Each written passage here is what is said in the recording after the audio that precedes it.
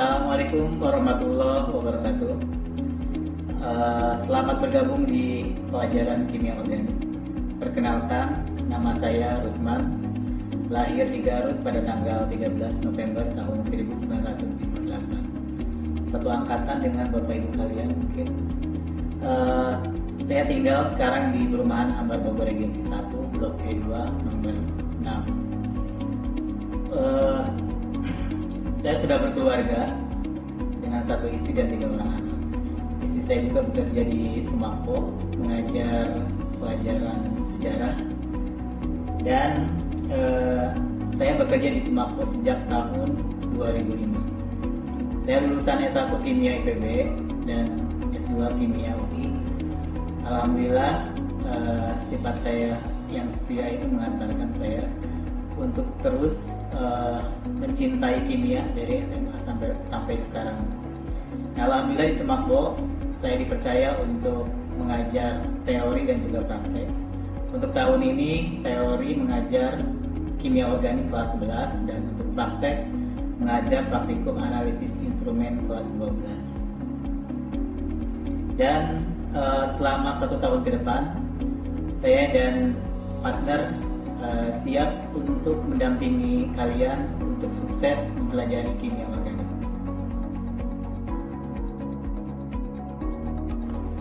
Untuk memudahkan berkomunikasi, sini ada nomor HP saya 087 87 56 14 215, dan saya juga aktif di Instagram di @rusmanmaulana. Dan untuk sarana komunikasi lainnya bisa menggunakan email atau kirim email di rusmanmaulana1@gmail.com.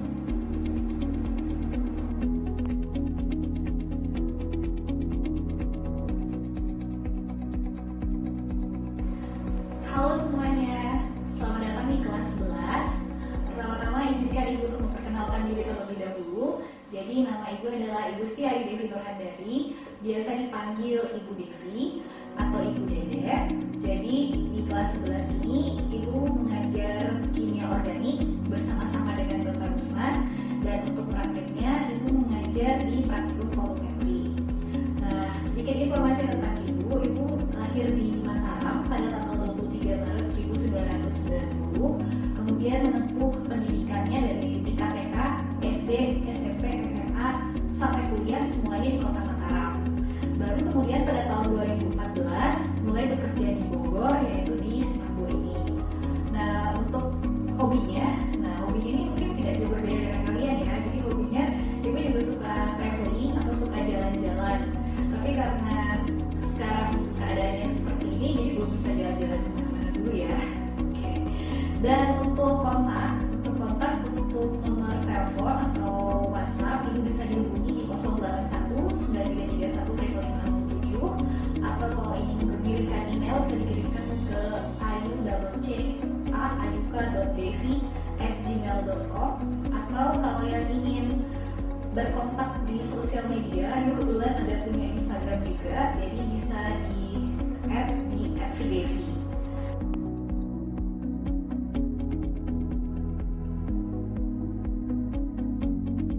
Pada pertemuan pertama ini kita khusus membahas tentang kontrak belajar atau learning contract. Ini yang pertama kita akan menyepakati terkait dengan kehadiran. Yang kedua, media pembelajaran. Yang ketiga, sistem penilaian. Dan yang keempat, materi pembelajaran. Nah, untuk kehadiran ini minimal 90%. Kita akan mengambil kehadiran ini yang pertama dari daftar hadir yang diisi melalui Google Form ketika kita melakukan meeting online. Yang kedua, daftar hadir ketika kalian mengerjakan tugas-tugas yang sudah diberikan oleh kita semua. Dan yang ketiga, di sini jika kalian berhalangan hadir, maka kalian wajib menyertakan surat keterangan dokter. Untuk yang sakitnya di atas 3 hari ya. Nah, untuk yang di bawah 3 hari cukup dengan membuat surat keterangan yang ditandatangani oleh orang tua.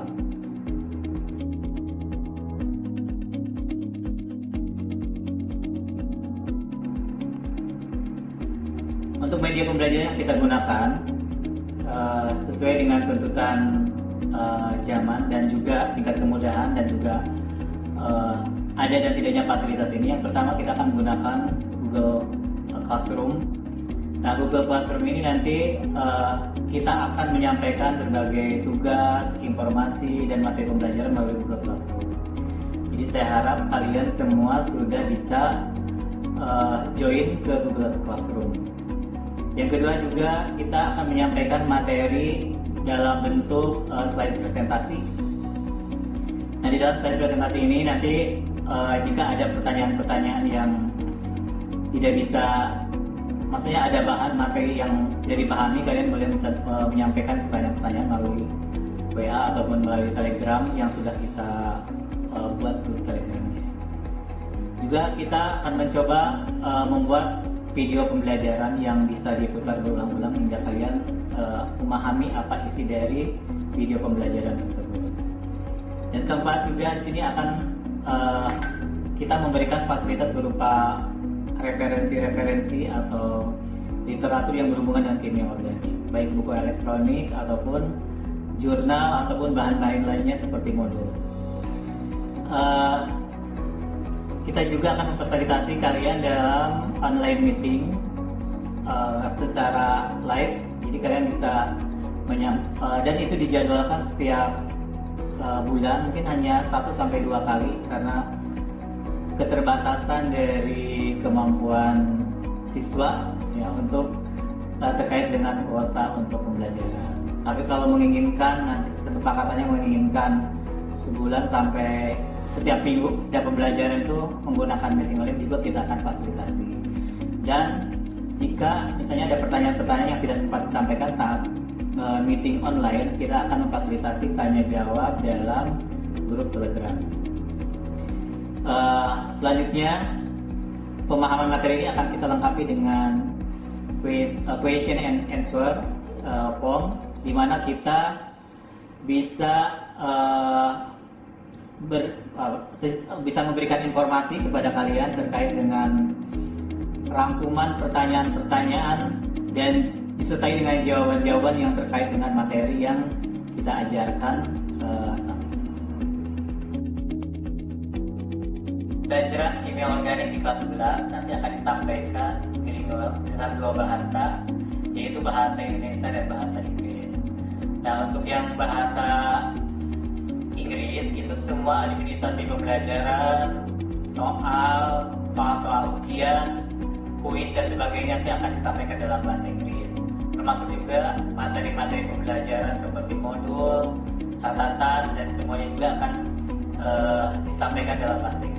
Karena nanti kedepannya di kelas 12 itu kimia organik juga akan disampaikan dalam bahasa Inggris juga. Jadi supaya nanti kita ada kontinuitas dalam pembelajaran bahasa Inggris. Kemudian di awal setelah kita belajar tentang learning contract ini, nanti di akhir pertemuan kita akan melaksanakan pretest. Tapi gak usah khawatir, pretest ini hanya mengukur sejauh mana kalian memahami vocabulary atau kosakata kimia organik di dalam bahasa Inggris dan tidak akan masuk ke dalam penilaian. Kemudian nanti di akhir semester kita akan mengecek kembali apakah kemampuan kosakata kalian dalam bahasa Inggris itu akan meningkat atau stagnan atau bahkan menurut setelah belajar kimia organik. Nah, kenapa penting vocabulary dalam belajar kimia organik? Karena kemampuan memahami vocabulary itu menjadi alat ukur bagi kami untuk memastikan bahwa kalian itu terjadi peningkatan dalam pemahaman kimia organik. Dan juga manfaatnya banyak karena sejauh ini SMK Semak Bogor itu lulusannya itu sudah banyak yang kuliah di luar negeri dan pastinya banyak yang mengambil kimia, sehingga istilah-istilah kimia yang sudah kita pelajari di kelas 11 ini nanti akan bermanfaat ketika akan kuliah di luar negeri, sehingga kita nggak usah belajar dari awal lagi. Oke, berikutnya Ibu akan melanjutkan tentang scoring system atau sistem penilaian. Jadi, sistem penilaian di sini meliputi beberapa aspek. Jadi, aspek yang pertama itu ada daily test sebesar 20%, di mana daily test itu merupakan ulangan harian. Kemudian ada assignment, di mana assignment itu bisa berupa tugas ataupun bisa berupa kuis.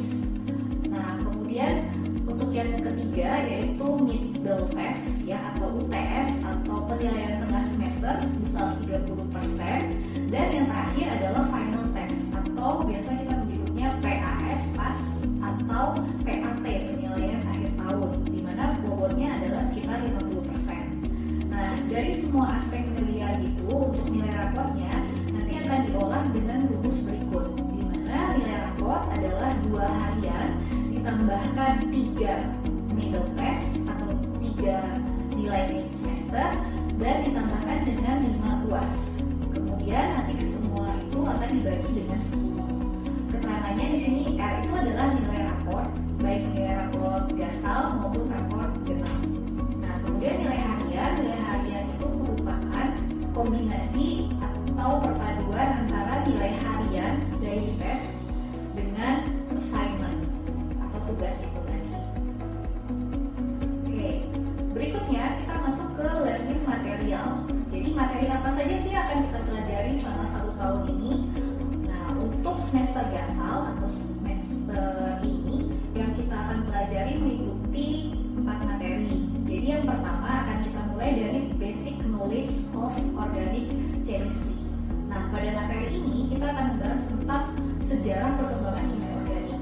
Kemudian kita akan membahas apa sih perbedaan antara organik dengan anorganik. Kemudian kita juga akan membahas tentang karbon. Mengapa karbon itu merupakan inti dari kimia organik. Selanjutnya, kita juga akan membahas tentang bagaimana menggambar struktur kimia organik, kemudian tipe-tipe dari karbon, dan yang terakhir adalah klasifikasi dari senyawa organik. Kemudian setelah basic knowledge, kita akan mulai masuk ke senyawa organiknya, di mana di sini kita akan mempelajari tentang hidrokarbon terlebih dahulu. Kita akan mempelajari tentang senyawa alkana, senyawa alkena, dan senyawa alkuna. Di mana untuk ketiga senyawa alkana, alkena, dan alkuna itu yang kita pelajari adalah struktur dari senyawa tersebut, kemudian tata namanya. Setelah tata nama kita akan mempelajari tentang propertiesnya, baik sifat fisika maupun sifat kimianya. Kemudian kita akan mempelajari tentang pembuatan senyawa tersebut. Jadi sintesis dari senyawa tersebut seperti apa. Dan yang terakhir kita akan membahas kegunaannya dalam kehidupan sehari-hari. Sementara untuk semester genap ini kita akan memulai materinya dari materi functional groups. Jadi sekarang yang kita pelajari adalah senyawa hidrokarbon, karbon dan hidrogen, tapi ada atom lain yang menempel pada rantai karbon tersebut. Nah, kita akan mengenal berbagai macam jenis gugus fungsi. Kemudian dari functional group itu kita akan masuk ke materi senyawa alkohol dan ether. Nah, setelah alkohol dan ether kita akan masuk ke senyawa aldehyde dan keton. Kemudian yang terakhir adalah asam karboksilat dan ester. Nah, untuk senyawa-senyawa tersebut kita juga akan mempelajari sama seperti pada hidrokarbon. Jadi kita akan mempelajari bagaimana strukturnya, bagaimana tata namanya, bagaimana sifat fisika, sifat kimianya, bagaimana pembuatannya, dan kegunaannya. Selanjutnya adalah tugas atau project untuk semester gasal ini. Jadi pada semester gasal ini kami memberikan tugas pada kalian, di mana nanti pada akhirnya itu akan menjadi nilai harian semester gasal, di mana kami memberikan istilah untuk project ini adalah organic smart book. Nah, organic smart book itu apa? Jadi organic smart book itu merupakan buku catatan. Ya, jadi sebenarnya buku catatan dari materi yang kita pelajari pada semester ini. Nah, tapi supaya ada keseragaman, kami memberikan beberapa patokan untuk buku catatan kalian. Yang pertama, buku catatan kalian itu harus disampul sesuai dengan tema yang kami berikan pada masing-masing kelas. Nah, kemudian yang kedua, pada halaman setelah sampul, kalian menuliskan tentang biodata kalian lengkap, kalian ceritakan tentang diri kalian, boleh disertai dengan foto dan pengertian dari istilah yang menjadi tema sampul kalian. Nah, terakhir, karena kalau misalkan kondisi masih tidak memungkinkan untuk kita bertemu pada akhir semester, maka buku catatan